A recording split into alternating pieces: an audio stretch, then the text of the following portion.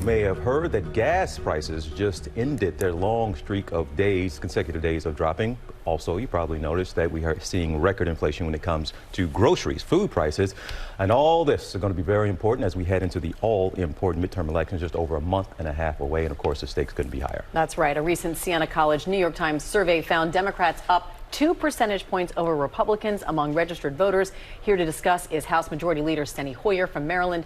Leader Hoyer, thank you for being with us. And yes, TJ just referenced that a lot is at stake. The power, the control of both the House and the Senate are at stake. And that 2 percentage point difference is, as you know, razor thin. And we also know, looking back at 2016, not a lot of confidence necessarily in some of these polls that we're seeing. So how are you feeling heading into the midterms as a Democrat? Well, I'm feeling good, and good afternoon to you. I'm pleased to be with you. Yes, that poll shows 2%, but we've had some real polls, and what I mean by real polls, voting. People going to the ballot box, casting their votes for candidates and expressing their opinion.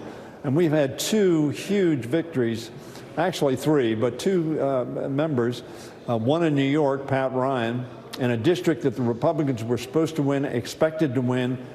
Very credible Republican candidate on the other side, and we won that race. Pat Ryan won that race. And then 2,600 miles further west in Alaska, again, we had former Governor Sarah Palin running, and our candidate, Mary Portola, the first Native American to represent Alaska, and she is doing very, very well.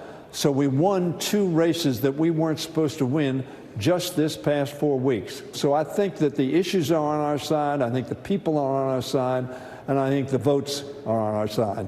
You talked about the polling, and some of that polling that we look at has to do with the president's approval rating, which has improved as gas prices continue to drop. We know that streak of gas prices dropping ended at 99 days. They ticked up a little bit. We'll see what happens in the coming days and weeks. But also, look, food prices are at highs that we haven't seen in the past, since 1979, actually, the inflation we've seen. So I know Democrats and the president love to talk about gas prices as one indicator, but what do you do when people are still hurting by trying to put food on the table? TJ, what we did is we passed a food and fuel bill, unfortunately got almost no Republican support for it, which was directed at making sure we have competition in the food producing industry, that we have availability of supply chains in getting food to where it needs to be.